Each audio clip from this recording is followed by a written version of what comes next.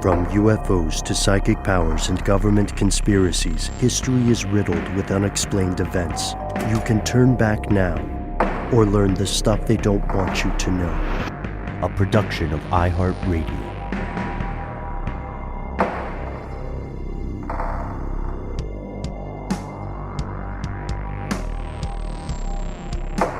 Hello, welcome back to the show. My name is Matt. My name is Noel.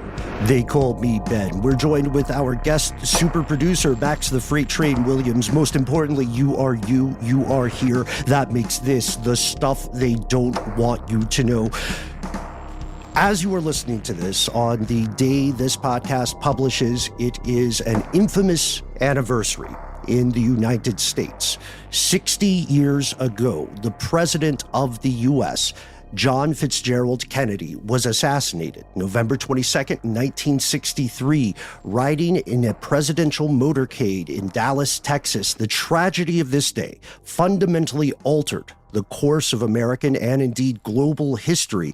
Decades later, the world entire still has questions about what led to this murder and how it occurred. We've asked these questions previously in Stuff They Don't Want You to Know, but tonight we are immensely fortunate to be joined with the legendary director, the actor, the activist, the writer, now podcaster, Rob Reiner, creator and co-host of Who Killed JFK. Thank you for joining us, Rob. It is a profound honor. Oh, thank you, Ben. This is so sweet of you. Thanks for having me.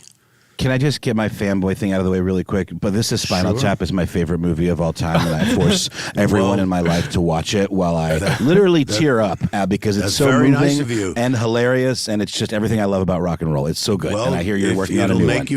It'll make you feel good that we're now engaged in filming a sequel. We're going to do it's the first time in 40 years we came up with an idea, and the four of us are going to get out there and make a sequel to Spinal Tap. Heck yeah. Take it to 11. Take it to 11. Yeah. The three of us are musicians, and we've got video degrees and everything. So we just are right in that exact place where this is where Spinal Tap just is like, I don't know. It's a mecca of some sort. It looms large. And I just wrapped up a podcast documentary about the Stones in 72, and I had a lot of tape I was working with from them from those days, and I realized I think you were doing their voices. I think the Spinal Tap guys are the Stones circa 72 with their soft-spoken little British lilts. There's something to it. Maybe I'm wrong, but I couldn't get Spinal Tap out of my head. As we say in the film, there's a fine line between stupid and clever.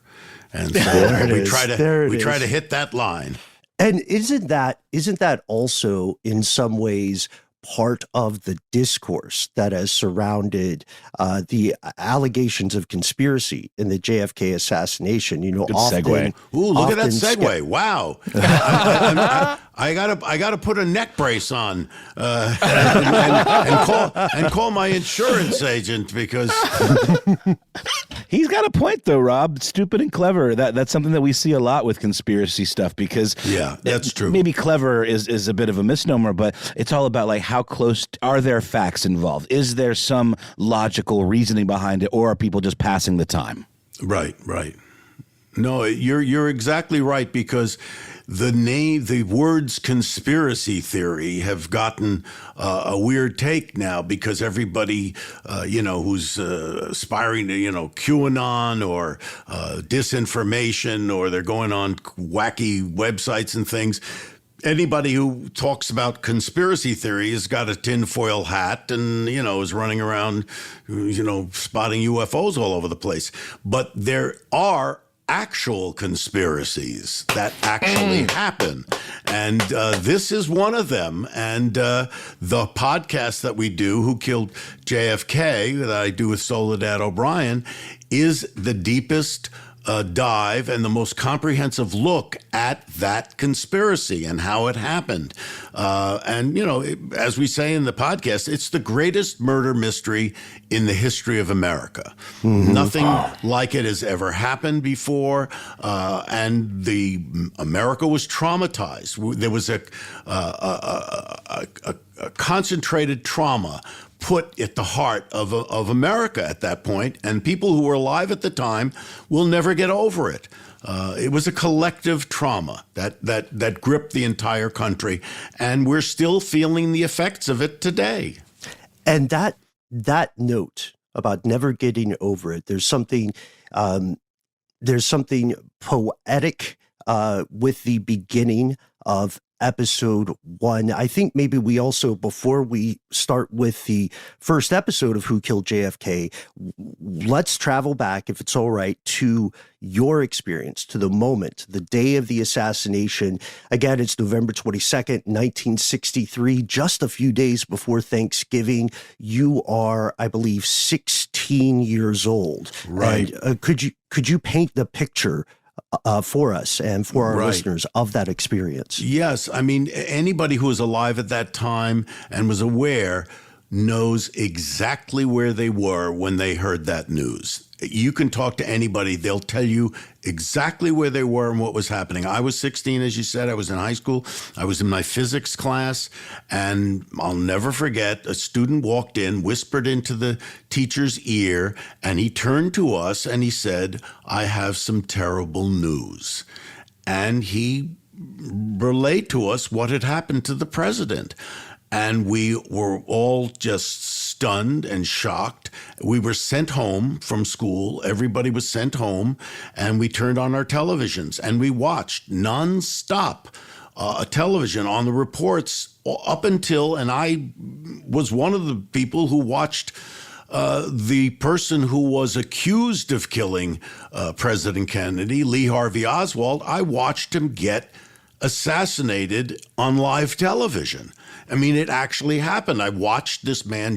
We found out his name was Jack Ruby, who was a local nightclub owner of a place called the Carousel Nightclub. He went into the Dallas police station, drew a gun, and stood right in front of Lee Harvey Oswald and shot him to death. And for many of us, that was the moment at which we said, what the heck is going on here?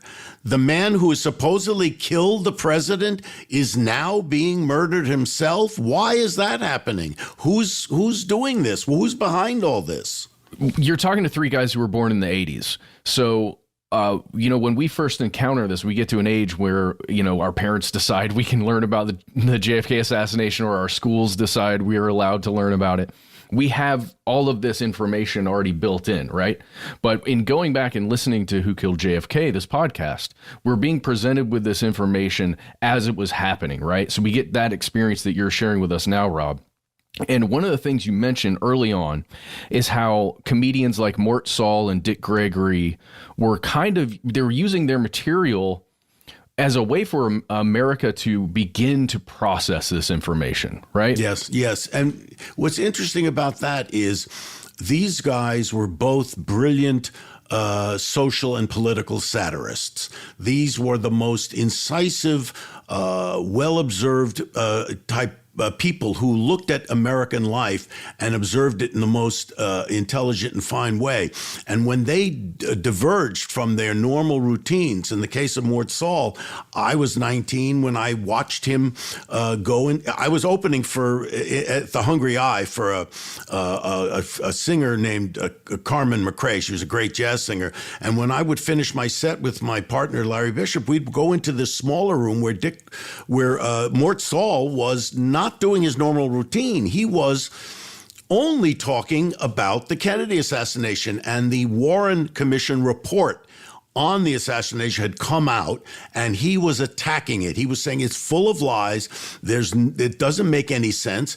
And people like Dick Gregory, who went on Geraldo Rivera's show, and for the first time they exposed the Zapruder film, which was the only film that really captures the assassination by a guy named Abraham Zapruder, who was a local dressmaker. Those people, those two comedians, really started the conversation moving forward. People started getting engaged, and those people could draw your attention. They were great speakers. They were great, incisive commentators on the Times. When I saw Mort Saul, I started really getting into it. I read a book called Rush to Judgment by a writer named Mark Lane, and he completely disbanded the Warren Commission and pointed out the inconsistencies, the things that were left out, the lies, and you started getting into realizing that this was not only a cover-up by the government of what had happened, but it uncovered, as you track it over the years, this conspiracy that American forces got together to kill an American president in broad daylight on an American street. And the more you look into it, the more disturbing it is. And, I was saying that, you look at something like this, and it's 60 years has gone by, and unless you're following it closely, there are revelations that come out in drips and drabs. And when they come out, unless you're following it all, you don't know what that has to do with anything else. So this podcast, what it does is it takes 60 years of revelations, puts it all in one place, and hopefully makes it understandable to people and fills in the puzzle of what actually happened on that day. Yeah. And this is something that I think is key, the contextualization. We were talking a little bit off air, Rob.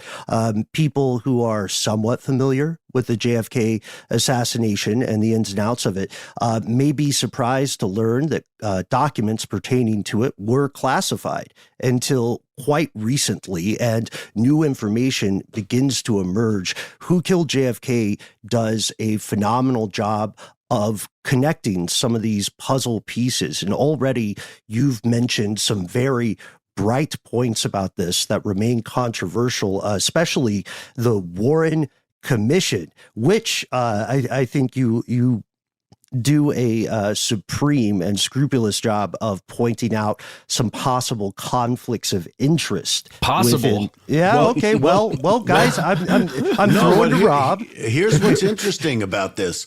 There were huge conflicts of interest. First of all, there's still almost 5,000 documents that have not been released to the public, and we may never see those documents.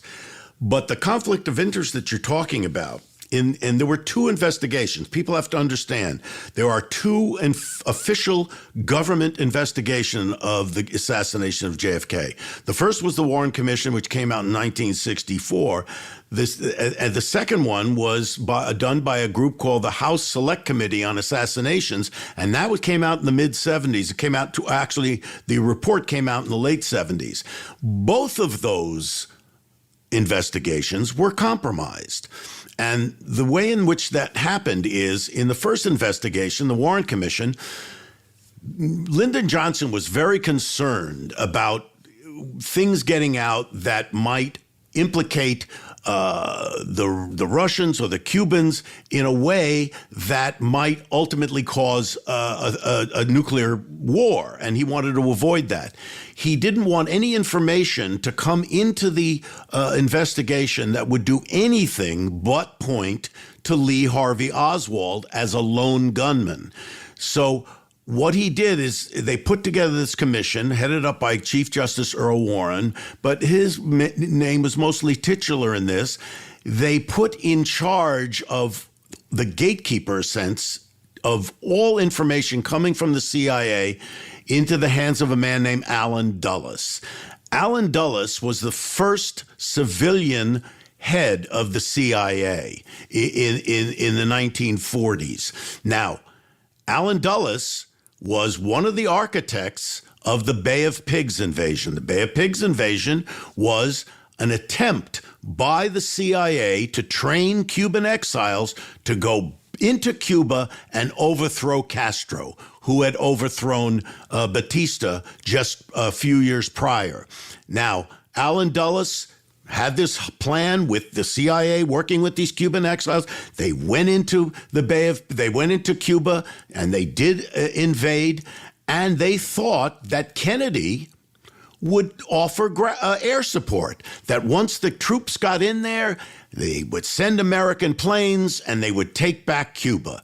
Kennedy told them before and by the way, Kennedy inherited this plan from Eisenhower and Nixon. He was only in office for 2 or 3 months when they did this. He told them ahead of time, I will not send American airplanes because I don't want the United States footprint. I don't want any fingerprints on to be tracked back to the United States. He told them that, and Dulles said, there's no way, don't worry about it. Once we get in there, he's going to see this, and he's going to want to send those airplanes. He never did, and what happened was all the Cuban X's, they were slaughtered on the beaches of Cuba, and it was a complete and utter disaster.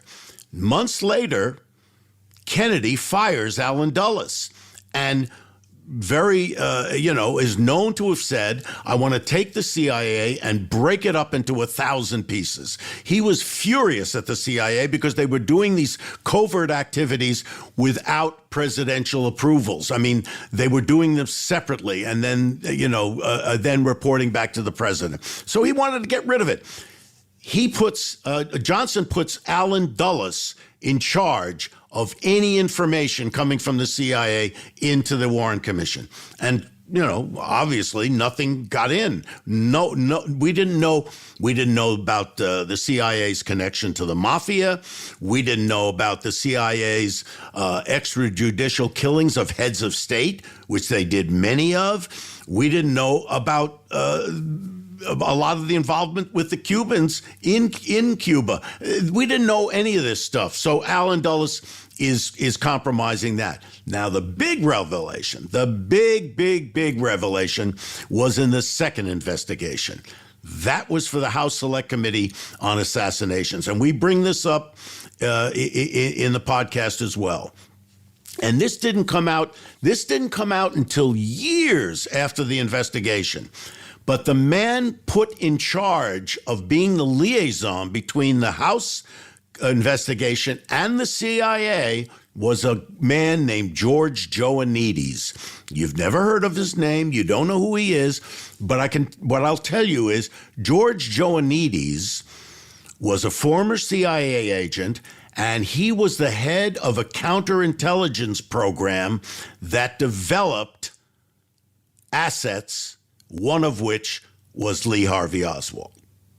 So the guy who was the gatekeeper again to the CIA was the very guy who they should have questioned. We interviewed Robert Blakey, who was the counsel to the House Select Committee. He had no idea that this is what Joannides did.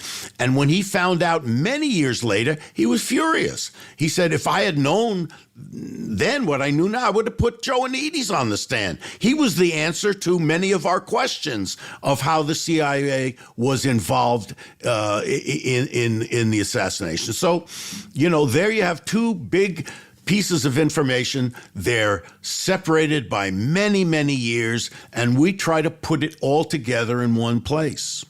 And there's also the question a lot of our fellow listeners will be asking, which is there such thing as a former CIA agent? It makes you think. No, right? No, there's no such thing. I mean, CIA agent, you may not be active in the way you were when you were being paid by the agency, but you have security clearance and you have it for your life. And there was a interesting thing recently with Trump, I think, tried to strip and did, I think, strip John Brennan of his security clearance because he didn't like what John Brennan was saying about him and about his involvement in January 6th. So yes, you're always connected once you're there. But even without the clearances, I mean, the relationships, these lifelong relationships and contacts that you can leverage even minus the security clearances. Correct. I mean, I think that stuff is money in the bank. I mean, that's true. Power.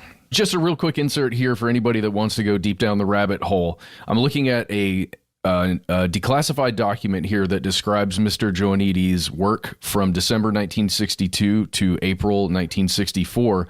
and it describes him as the case officer for the Cuban exile group Directorio Revolucionario Estudiantil, it's known as DRE. Yeah, it's a student-directed anti-Castro group. Mm-hmm. And there's something else too, and I know people are yelling at their phones right now, or however you listen to shows. The House Select Committee, you have this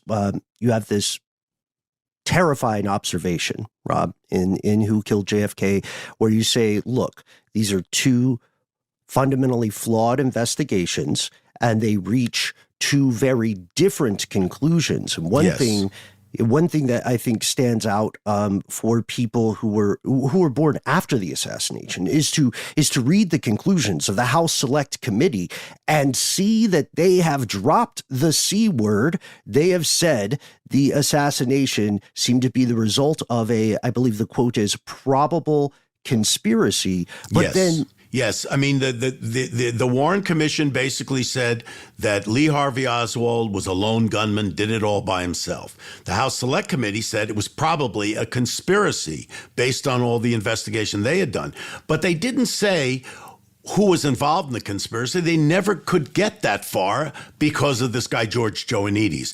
They didn't name the mob. They didn't name the CIA. They didn't talk about the Cuban exiles. They just said based on what the information they had, it was probably a conspiracy. So you have two diametrically opposed conclusions, and those are the two government records now. And Warren Commission is 1964, so very soon after the assassination. And the House Select Committee isn't until 1976.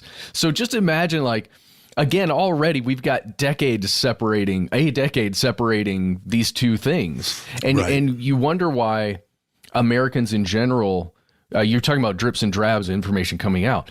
From the very beginning, it's like we're getting little bits and pieces. Right. And I swear it feels like it's designed that way. Yeah, I don't know design, but if you think about, you mentioned Dick Gregory, the House Select Committee was born out of an investigation by Idaho Senator Frank Church. They had a committee there set up in the Senate, and that was based on information that was coming out that the CIA was doing all kinds of things that they were not aware of, and it came out as a revelation during that they were doing these extrajudicial killings, that other things were going on. And then Dick Gregory went on the Geraldo show, and they showed the Zapruder film for the first time. Now, the Zapruder film was, the Warren Commission saw it. The public had not seen it. Nobody knew anything. Just still photographs, right? Just some still photographs, but we didn't have a context, and we didn't see it. When that came out, and the Church Committee started revealing what they knew, that gave birth to the House Select Committee. And that was, like you say, well over 10 years after the Warren Commission came out. So now all of a sudden you have another flashpoint.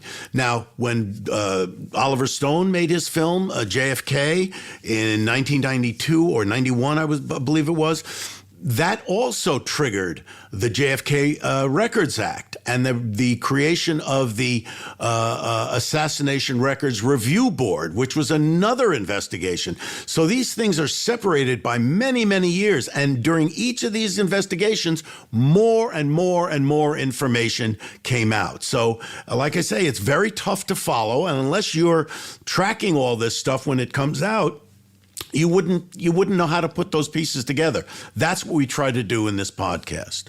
And you do it. Yeah, I would say accomplished so far. And folks, full disclosure here, we are in media res. We are listening along with you all. We do not know how the story concludes yet. I do want to throw one thing here that's an interesting note, Rob, that before you say that, before you put a pin in it, I want to hear the interesting note.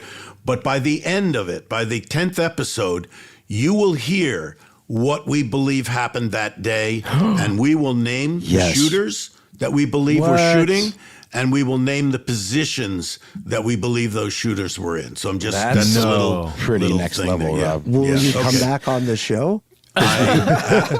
Sure, absolutely. Okay. So it'll be later than this early in the morning. Yes. We promise. Yes, agreed. So there's something interesting in speaking of contextualization. There is a deep temptation often that pulls us away from objectivity when we start connecting dots, right? Because humans identify patterns. And I noticed that of the 7 official members of the Warren Commission, one died disappeared under extremely mysterious circumstances before the House Select Committee and the Church Committee got their crack at this. And that would be Hale Boggs, who disappeared over the hinterlands of Alaska, basically. In Alaska, there was a plane crash. That, we can't say for sure what happened there. We don't know, and we're not going to conjecture over this. It happened, and but there are a lot of mysterious deaths that occurred right after the Warren Commission came out. There was a very famous woman who was married to a CIA agent.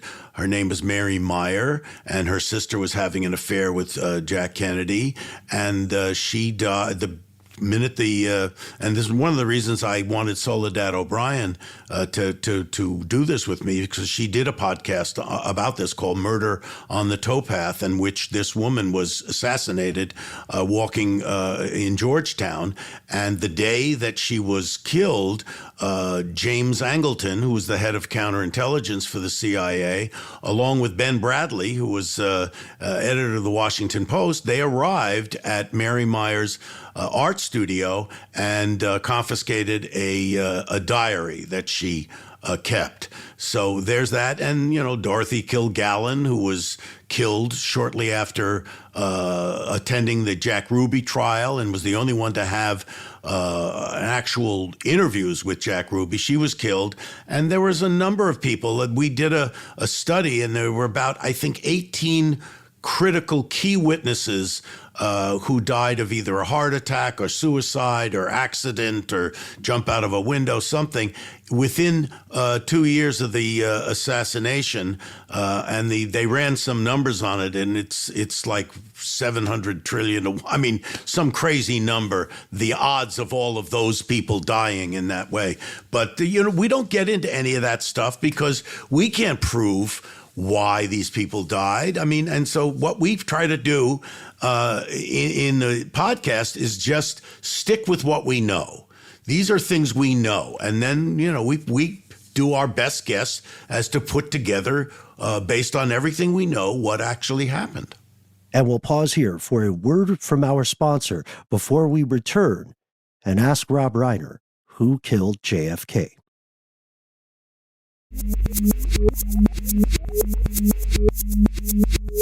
And we have returned. We talked a little bit off mic before we started rolling just about this event being sort of the beginning of this massive polarization of the American people. Right. And it being, you described it as sort of an end of innocence. And I think, and Ben, you wrote in the outline here, this really was a moment that you could trace back to when distrust in our government really kind of began as much more of a mainstream thing. Rob, can you kind of cobble all those ideas together into sort of your thoughts on what that end of innocence means and why? I mean, we after the Second World War, we were the heroes. We were the good guys, and we couldn't do nothing wrong. I mean, we had prosperity, and people were, the GI Bill, and people were living in, the suburbs, and they were, things were doing, better for a lot of people, not for black people, but for a lot of Americans. And then you have this moment happen in 1963 where it's like, your father was taken. I mean, the leader of the country was just killed like that. And we knew at the time, which came out, that Kennedy was trying to forge a path to peace. He gave a very famous speech at American University where he talked about, we cannot go down this road of nuclear holocaust. We have to find a way to forge a path to peace. Well, in the context of that, he wrote a memo, which is on file, that he was going to call for the removal of 1,000 troops out of Vietnam that year, and the removal of all military out of Vietnam by the end of 1965. Now, we don't know, would he have done that? Would he not have done that? What we do know is that he wrote the memo. And certainly the hardliners in the CIA and the military knew that. And they were worried that that was going to happen. So what happens? Kennedy gets assassinated. Johnson becomes president. And the next thing you know, we're stepping up the war in Vietnam. And that, to me, was the beginning of a huge divide in America. Who does that benefit, though, staying in Vietnam? I think I understand, but just from your perspective, like the hardliners, as you mentioned, like who is benefiting from us maintaining a presence in Vietnam when it was such a disastrous, conflict? Well, first of all, ideologically, the hardliners are thinking, and that was certainly the thoughts of the day, there was a better dead than red. They believed that there was this domino theory, and that if one country fell communist, that there would be a domino theory and the rest of the world would go communist. They were actually afraid that the world was going to turn into a communistic world. So ideologically, that's what they thought. Now, on a purely economic standpoint, you make money. You go to war, and in the military-industrial complex, which, by the way, Eisenhower warned us, beware of the military-industrial complex.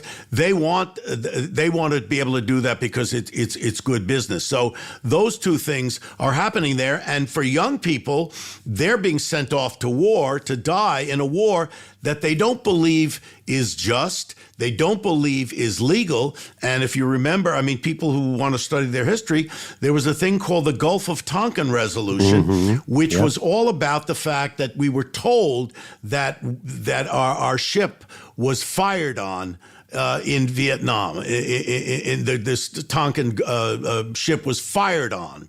And so in the Gulf of Tonkin. And that was the pretext for why we went to war in Vietnam. So you had a lot of distrust going on, and the country started to divide. There were protests all over the country, and we divided as a nation. And I believe that it was the beginning of the divide that you see now. This country couldn't be more divided than they are now. And I would point back to what happened in going into Vietnam. That was the beginning of that divide. Well, there's so many things to talk about here that branch from that. But we learn in your podcast that JFK was maintaining, maybe off the books, we would say, contact with Soviet officials, like the highest Soviet officials and Cuban officials, and attempting to smooth things out directly rather than through the mechanisms that would normally you'd need to go through to have those conversations. Called back channeling. He was back channeling with Khrushchev. He was back channeling with Castro, directly with Khrushchev and Castro, to make sure that, and this is on the heels of the Cuban Missile Crisis, which happened a year after the Bay of Pigs. The Cuban Missile Crisis, as people know, or maybe they're learning for the first time, was we were on the brink of a nuclear war. And those of us who were alive at the time will never, ever forget it. We found out that there were nuclear weapons in Cuba that were put there by the Russians 90 miles away from America, and they could reach Washington in 20 minutes. So we were doing drills in school. Now they have active shooter drills. In my time, they had a duck and cover drill. Duck and cover. Yeah, get under the desk. You'd get under a desk in case of a nuclear. Now, I used to make a joke about it, which is, it was a known fact that the material that they made school desks out of could actually repel a nuclear bomb. But of course, it's ridiculous. It's optics, though, right? It's this idea of this illusion of safety, that we better, keep ourselves safe. So we were all believing that we were a minute away from a nuclear holocaust. And that was the basis on which we lived. So he started to back channel. He said, we can't let this happen. What can we do? He settled the Cuban Missile Crisis. Kennedy did. He made a deal with Khrushchev. We had missiles in Turkey. He said to Khrushchev, we'll take those missiles out of Turkey if you take these missiles out of Cuba, which happened. But then he said from there on, we got to make sure that nothing like this happens again, because we're going to blow up the whole world if we do this. And so he started back channeling to Castro, to Khrushchev, and the CIA was well aware of that. They became well aware of that, and that added to their distrust of Kennedy in terms of his fight against communism. And also there seems to be this, it was a thing that the American public was largely unaware of, but there was internal dissent escalating into chaos. At the same time, there was this move for de-escalation of missile crisis. Right during the Cuban Missile Crisis, the hardliners in both the CIA and the military were pushing Kennedy like crazy. Make a strike, take them out, take those missiles out, go after them. And they were very upset with him when he chose this other path. It was contentious. There was a lot of screaming, yelling going on in the White House. It's 13 days, very famous time, 13 days where we all lived on the edge of, are we going to be blown up? Do you feel, Rob, that there was a somewhat of a like lack of respect amid the unelected power structures of U.S. governance? Because from what we've been reading, it seems as though when Kennedy enters office, the CIA still high off the OSS World War II actions, they're kind of coming in with this attitude that, yes, you will be a figurehead and you will do what we, the adults, say. Is that a fair characterization? Yeah, not only that, but Kennedy campaigned in 1960 as a anti-communist, strong against communism. There was a big debate, with Nixon. It was on television. I think it was one of the first televised debates. And he had to show that he had real bona fides in fighting communism. He ran as a anti-communist, strong-willed guy who would in his inaugural address, will stand up to any foe, will fight anybody to do this. And he knew in order to win, he had to show his strength against communism. But as the realities presented himself, he realizes that strength that he showed could lead to hundreds and hundreds of millions of people being killed. And so the reality set in, and he said, no, I got to go a different direction here. And they were mad. They were angry at him because they assumed that he was going to be, as an extension of the McCarthy days, where go after the commies, get them out of government, anybody could be a commie. They're lurking, get rid of them. They thought he was going to be one of those guys. It's a proper witch hunt, though, not the way it's kind of been dog whistleified by the Trump administration. That was people actually being persecuted who did not have any affiliation with Yes, a lot of them were. Yeah. And it makes me wonder about just real quick, the concept of greater good, which seems to be, both an ideological motivating force for a lot of the more hawkish factors here. And I have to say, one of the things that I went back and rewatched after listening to the first several episodes of Who Killed JFK was A Few Good Men. And there's something there that reminds me, and probably a lot of our listeners too, reminds me so viscerally of that rationalization where we have characters who are saying, look, did I do something quote unquote wrong? Maybe, but I did it for the right reasons. Right. Do you feel that was sort of a common mentality in the operators and the CIA? I mean, that is the military is there to protect us, and that's good. We want that.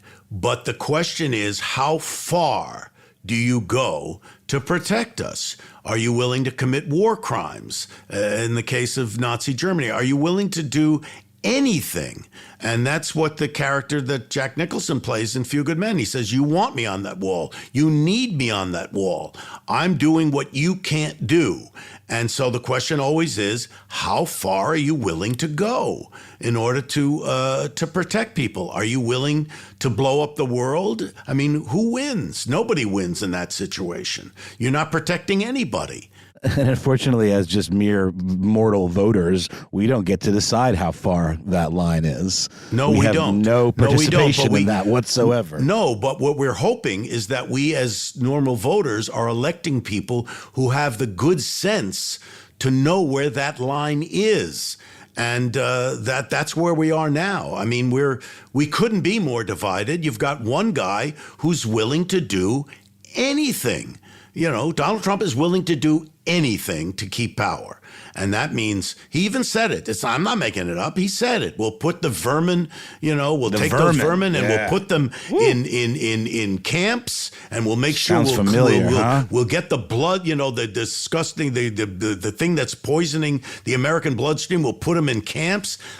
He said that. I didn't make that up. He said those words. But he's also plagiarizing Adolf Hitler, too. Because he can't make that stuff up. He's not smart enough. But I mean, and I always heard that he had Mein Kampf on his bedstand. Well, he probably had it on his bedstand. He didn't read it. I mean, I don't know how much he read. Who knows? I don't know what he does with reading. Mein Kampf and the Bible, and he didn't read either of them. Yeah, right. He probably held Mein Kampf. He held Mein Kampf up the wrong way too, upside down.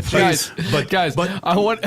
We're getting too far afield here. But the truth is, we want to elect people who know where that line is and not to cross it, because when you cross it, you're not protecting people. You're also not electing a lot of the decision makers, to your point, directly in representative democracy. There's no average voter votes for a Supreme Court nominee. No average voter votes for the people in charge of the NSA or the CIA. No, but what you are voting for is you're voting for a president who nominates Supreme Court justices, who nominates a Secretary of Defense, any of the positions. You're nominating somebody, or you're voting for somebody who has the power to nominate people who are sensible, who know where the line is. That's representative government, and that's what you want. You want somebody who's reasoned, who's intelligent, and who can make the right decisions. Hey, let's take a quick pause here for a word from our sponsor, and then we'll return with more from Rob Reiner.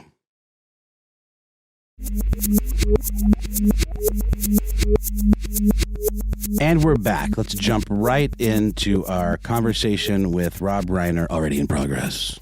Let's take it back to 1975 to the Church Committee again, because it's directly related to this. That's when the American public learned about a couple things that you might be familiar with if you're listening to this show.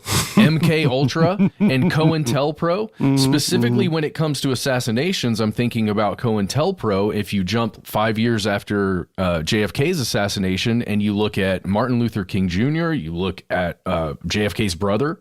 RFK. So it's like, again, not directly perhaps related to COINTELPRO, but it is a secret thing that we didn't know about, that the FBI was doing to investigate people that they thought would be counter to the vision of the world that they had, right? That's right. And you mentioned it's counterintelligence program. I mean, that's what they're doing. They're trying to root out anybody that goes against their ideology.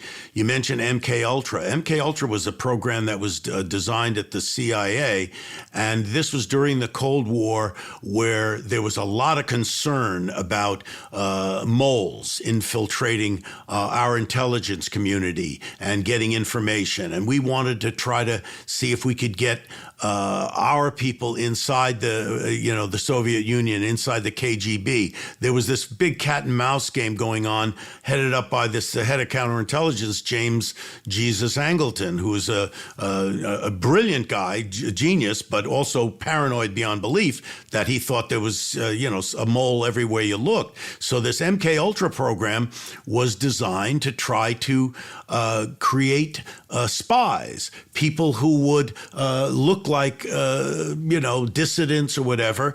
And there was a program set up at a place called Nag's Head, and you'll get into this. You'll hear this in the other episodes. It was in North Carolina, where they took disaffected youths, Oswald being one of them. He was part of that program. And we have somebody on the podcast who knew Oswald in that program, who was there at Nag's Head. And what they did was they used LSD. They used all kinds of techniques of torture and things to try to, get inside somebody's mind. This was like in the days of the Manchurian Candidate, that you could create this elusive illusion of somebody who was not who they appeared to be. Now, it didn't really work. They didn't really were able to be successful. But the fact is, they were training people to be assets for them that somewhere down the line they could use. And Oswald was part of that.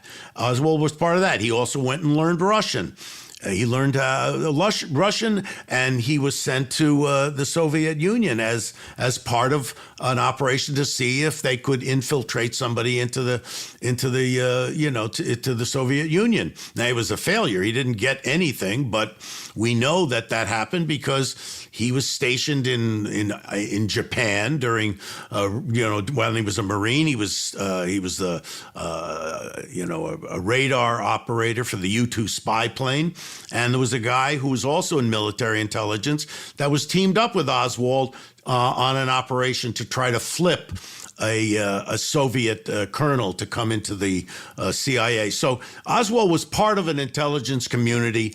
We knew that. And once he went to Russia in 1959, around 60, they opened a file on Oswald, what they call a 201 file. And for 4 years, they had reams and reams of documents connecting the CIA with Oswald, and none of that came out in the Warren Commission report. The Warren Commission report said there's no connection. We don't know anything about Oswald. And there were thousands of documents that showed that they did. That's what I was going to ask, is that there's no acknowledgement that he was an asset or a reference to who his handlers might have been, or he was just a lone wolf. He was treated like a civilian who just went nuts and did this thing of his own volition. Well, it's interesting. He said, I was just a patsy. I was a patsy. Now, if you're accused of murder, the first thing you're saying is, I didn't do it. I don't know. I didn't do it. You're not saying I'm a patsy. A patsy is a guy who knows that something else is going on that he's being set up for. And then when people ask, right. well, didn't he want to, he was a lone wolf, and didn't he want to make a name for himself? Well, if you want to make a name for yourself, you say what you did. You don't say I'm a patsy. You say I did it because I believe right. America. You do that. It's the exact opposite. Okay, I've read some things and I've heard some things that Oswald was potentially meeting with a group of Cuban exiles in Dallas right before the assassination. Did you find anything that may corroborate that? No, we didn't find that he was meeting with a group of Cuban exiles. What we did find was that, and it's known, this is on record, that he went to New Orleans a few months in April, May. He went to New Orleans and he joined what they call the Fair Play for Cuba Committee. And now that was a legitimate organization. They had chapters around the country. But when he went to New Orleans, he started his own chapter. And he was the only member of the Fair Play for Cuba Committee. There was no other members. He was the only one. And he handed out leaflets. And if this is something we know because we have photographs.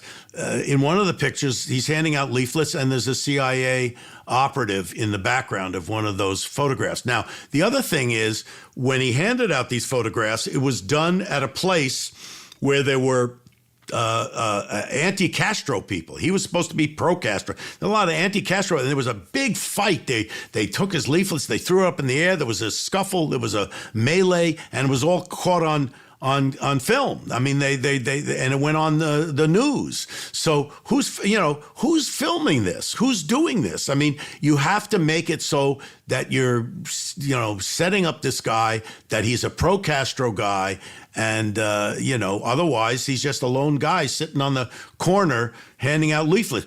Who films the guy handing out leaflets at any corner anywhere? No. Nobody. Constructs the narrative. Somebody making a movie. Yes. There's a bit of there's this emphasis kind of on narrative, and even in the internal conversations, which are now public knowledge regarding the Warren Commission, we see that there is this strong drive from people who are kind of driving the commission, even though they're not official members. I believe it was J. Edgar Hoover, famous dude, who said, "Look, we're going to make this look like this story." You had not only J. Edgar Hoover, but we have audio tapes of Hoover talking to Johnson, saying we can't let this thing get out of hand. The House wants to investigate it, the Senate wants to investigate it, but we got to keep a lid on this thing because it's going to go crazy. So we have to control it. And then there's a very famous memo by Nicholas Katzenbach. He was the Deputy Attorney General under Robert Kennedy, and he released a memo saying we have to convince the public that Lee Harvey Oswald was the lone assassin. Now, this came out 3 days or a few days right after the assassination. And they were already saying this is Oswald and we got to make the public believe this. So everything was designed to create that narrative, like you said. And we get into it in the third episode when we get into the forensics of how the narrative really starts to fall apart. It really falls apart because we get into the famous single bullet theory, and they had a big problem. I mean, people who study this stuff know it's impossible to do what this one bullet was supposed to have done. And for your listeners who don't know about it, the Warren Commission said that 3 shots were fired from the 6th floor of the Texas School Book Depository building, which overlooked the presidential motorcade on Elm Street. 3 shots. Initially, they said the first shot hit Kennedy and in the back. The second shot, they had a problem because they said all 3 shots hit. The problem they had was the first shot missed. And they found out that the first shot missed because it hit a curb and a piece of concrete flicked into a bystander's cheek, and he started to bleed. So now they were left with 2 shots, and the 2 shots had to do all the damage. One of the shots we know was a shot to his head. That was the fatal head wound, the shot that killed Kennedy. Then they have 1 bullet left to say that a bullet went from the 6th floor. The bullet went into the Kennedy's back, right, 6 to 8 inches below his neck, then traveled up and came out his neck, then made a turn to the magic bullet, hit Connolly in the ribs, breaks some ribs. He then makes another turn, hits him in the wrist, breaks the wrist bones, then makes another turn and winds up in his thigh. That's what they had to make you believe. And the guy who came up with that was a fellow named Arlen Specter, who became a senator. At the time, he was just a lawyer who was, representing the committee. And he came up with this single bullet theory, this magic bullet that did all that damage. And they said, well, that's what. And by the way, you can see that bullet. It's on file in the archives and in the Warren Commission, and it's limited as evidence number 399, and it's pristine. This looks like it didn't hit anything. Rob, should we maybe take this as an opportunity to address the elephant in the room that seems to me it should be a larger elephant, but it seems to have also been glossed over by the media a bit. Paul Landis. His revelations. Yeah, see, that's interesting you bring up Paul Landis because, again, it goes back to drips and drabs, things coming out over a time. Paul Landis came out with a report about, I don't know, a couple of months ago, whatever, and we interviewed him for the podcast. Oh, cool! And he's on Ben's there. Got it. Mm-hmm. And this guy was on the trail car. He was a Secret Service agent who was in the trail car. He was riding on the running board behind Kennedy. When the headshot came, he talks about how brain matter and the skull matter flew in his direction, and he had to duck to get out of the way of getting hit by brain matter. And he talked about how when they got to Parkland Hospital, which is where they were going to take care of Kennedy, that when he helped Jackie Kennedy up out of the seat, there was a pool of blood on the seat where they were sitting, and he looked in the back on the top of the seat, resting there was a bullet, and it was this bullet. And he didn't know what to do because he thought, oh, this is a piece of evidence. And he knew the bullet had been fired because it had striation marks on it, but it was essentially pristine. There was no other damage to it. And he picked it up because he thought, it's a piece of evidence. What if somebody takes it and then he went into the hospital and didn't know what to do. And he put it on Kennedy's leg when he was being worked on. And so when you hear this and you take it not in context, you go, well, so what? There was another bullet there. But what you have to know is that this is the bullet that Arlen Specter claimed to have gone through two people. Now, if that happened, then how did the bullet wind up in the back? What, did it bounce back after it wound it? You know what I mean? Of course, Rob. The whole thing is so crazy that unless you can put all these pieces together, you go, well, so the guy found a bullet. Big deal. And what would the American public have done? This is another question we can't answer. What would the American public have done in the 60s had they known these and other discrepancies? Rob, entering into this, we knew there was a lot of stuff that we wouldn't get to in our conversation, like the autopsy reports, the one that got burned. The fact that Texas Governor Connolly also said, I don't think that was the same bullet that hit me. No, he said that till the day he died. He said the bullet that hit Kennedy did not hit me. What would the public have done? I think they were worried what the public would have done because it would have as it is, we have distrust in government now. The trust level in government is so low now that I think that at that time it would have, just blown the lid off of any trust of the Justice Department, the intelligence community, the military, they were trying to keep a lid on that so that that trust remained in government. But my contention is you trust when you know. And if you know the truth and you're open and telling the truth, you can say, hey, we made a mistake. We did something wrong. We should not have done that. And if you do that, you gain trust. You don't lose trust. And then that's what we need, the basis of all democracy. And that's why I've stuck with this for so long. I believe that the foundation of a strong democracy is that the American people trust in the institutions of government. We have to trust. And by the way, despots know the best way to gain power is to foment distrust. And that's what Trump's been doing. It's right out of the authoritarian playbook. You make people distrust things, and then you say, I can fix it. I'm the only one that can fix it. This goes to one of the big questions, and I can't speak for everyone, but this is after listening to the show and just the caliber, the level of research and investigation that you have done here. One of my big questions is, why now? Like, why this moment in time do we get the answer for who killed JFK? Well, I think, again, it goes back to right now we're seeing the potential end of American democracy. And if people don't think that could happen, we're seeing it right now unfold in front of our very eyes. And what we need to do is be honest and truthful with the American public. We have a lot of things that we've done wrong in this country, starting with what we did to Native Americans, then what we did to black people who were slaves for so many hundreds of years. And we have to come to grips with all this stuff in order to make a more perfect union. The people who started this country, they weren't, they didn't know everything. Jefferson had slaves. They had slaves.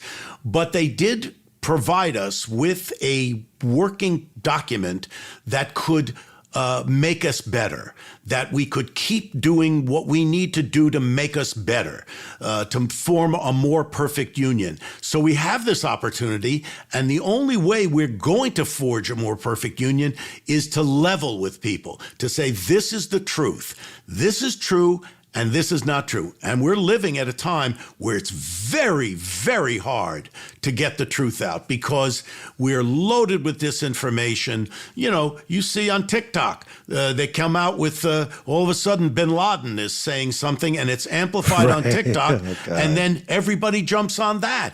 And you go, no, that's not right. You don't kill people because you don't believe in their ideology, or you don't like Jews, or you don't like Muslims, or you don't like black people, whatever. That's not making it a more perfect union. So that's why we want to do this. We want to try to keep putting us back on the right track. You know what's funny, Rob, though? Like, my kid is 15 and just an absolute product of the internet, much more than any other generation, where it was a fully formed thing by the time they, you know, were of age and just using it from as early as they can remember. But my kid very much understands the idea of vetting information that they're presented with. You know, the idea of being the arbiter of good information, and of telling people the truth. Hats off to your kid, man, because most kids, from what I understand, and I just was at the symposium where they talked about the dangers of AI and the geniuses who are working on AI, they don't know how to control it. They don't have the single foggiest idea of how to regulate it. And what they say is a lot of young people will look at something informationally on social media. They'll read the headline, and then they'll go to the comments. I was hoping that I was like what I'm seeing in my kid is indicative of the generation. Yeah. Maybe it's not. Maybe my kid is smarter than some of their peers. But well, I mean, like I say, hats off to your kid, because I mean, if he's really studying this and trying to figure out what's true and what's not true, then hats off to him.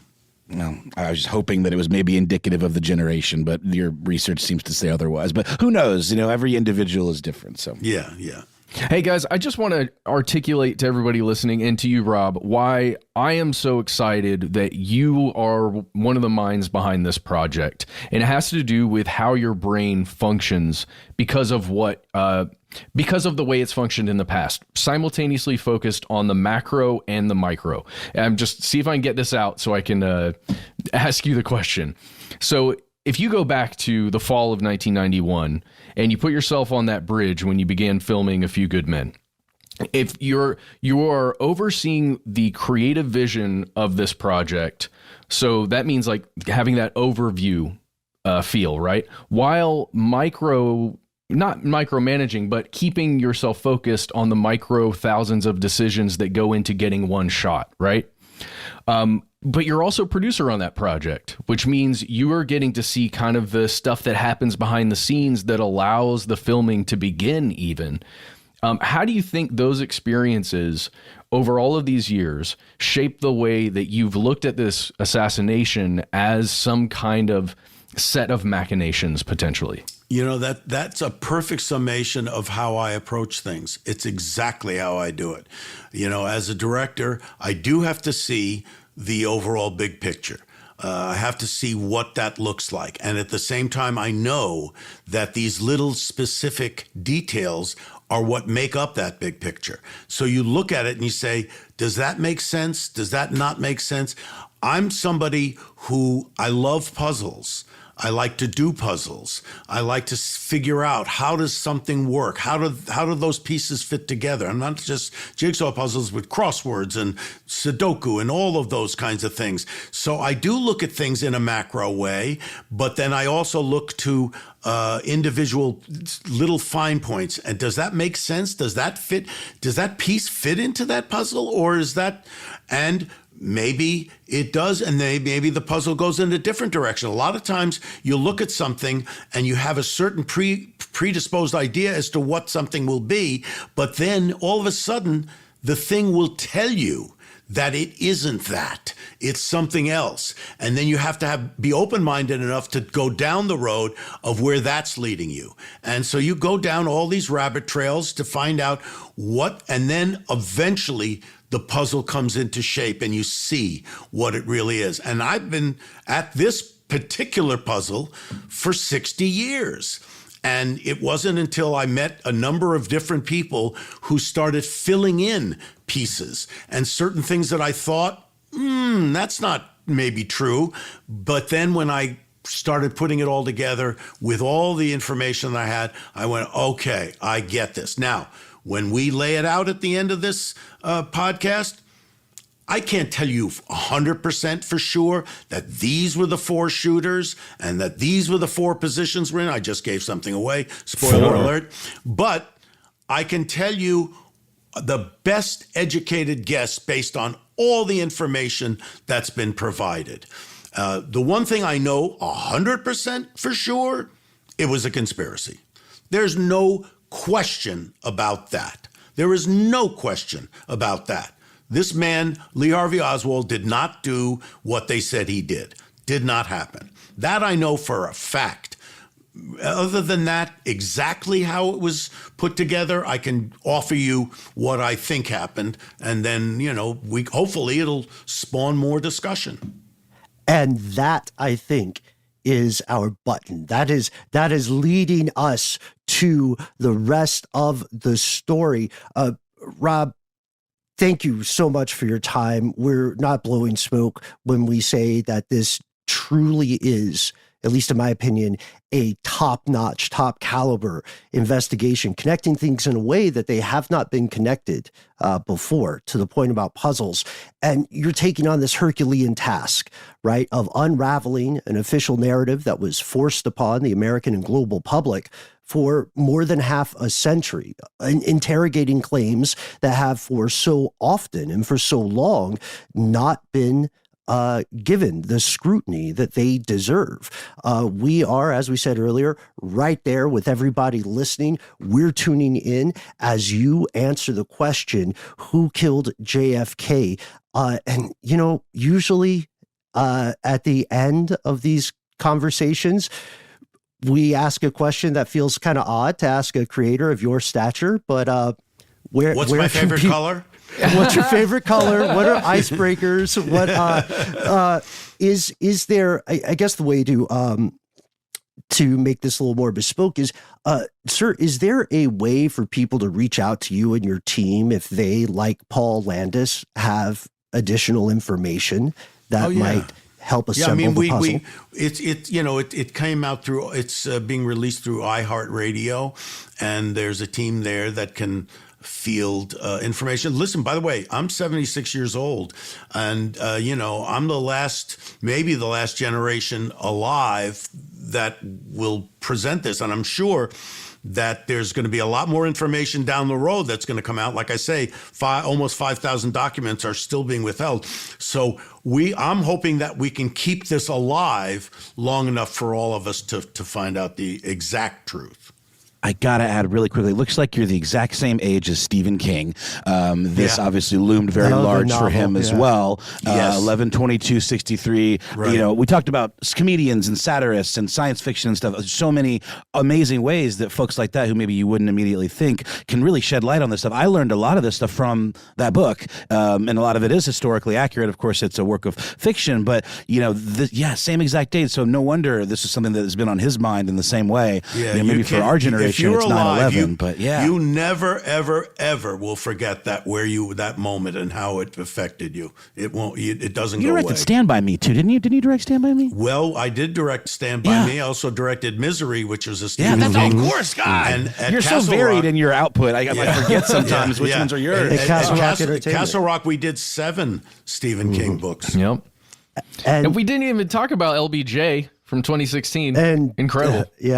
We also didn't talk about, so many things, the conversations LBJ had in the wake of things, Hoover. The list goes on, and we're telling you folks the best way to get these answers. Anytime you are hearing this conversation and you think, Rob and the guys didn't get to this point, we promise you, tune in to Who Killed JFK, and let's keep, to your point, Mr. Reiner, let's keep the story alive.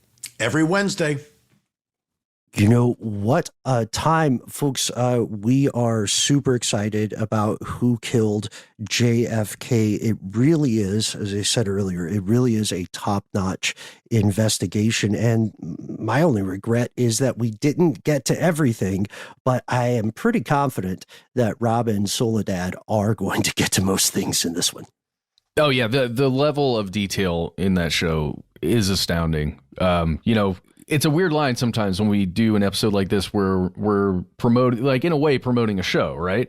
But we're just having a conversation with someone talking about these topics. But just this show, man, it's intense. And also just to have someone who's as much of a legend as Rob is, and I think we're all fans of various facets of his work. And, it's one person who you can truly say is a gentleman and a scholar and a legendary director and humanitarian and just an overall good guy. I think we were all blown away by his candor and generosity and just, wow. I'm still kind of reeling from that.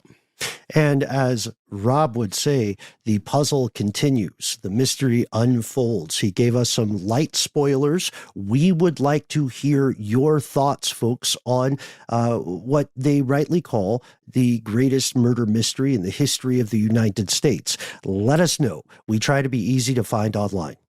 That's right. You can find us at the handle Conspiracy Stuff on X, FKA Twitter, YouTube, and also on Facebook, where we have our Facebook group. Here's Where It Gets Crazy. Join in on the conversation there if you wish. On TikTok and Instagram, you can find us at the handle Conspiracy Stuff Show. But wait, there's more.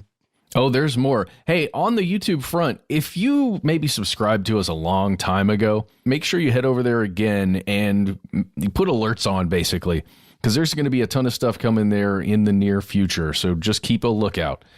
If you want to call us, we also have a phone number. It's 1-833-STDWYTK. And when you call in, you leave a voicemail. You get 3 minutes. Give yourself a cool nickname and say whatever you'd like. Just please let us know if we can use your name and voice on one of our listener mail episodes. And hey, if you want to send us other things, links, all kinds of good stuff, you can also send us an email. We read every single email we get, where we are, conspiracy@iHeartRadio.com.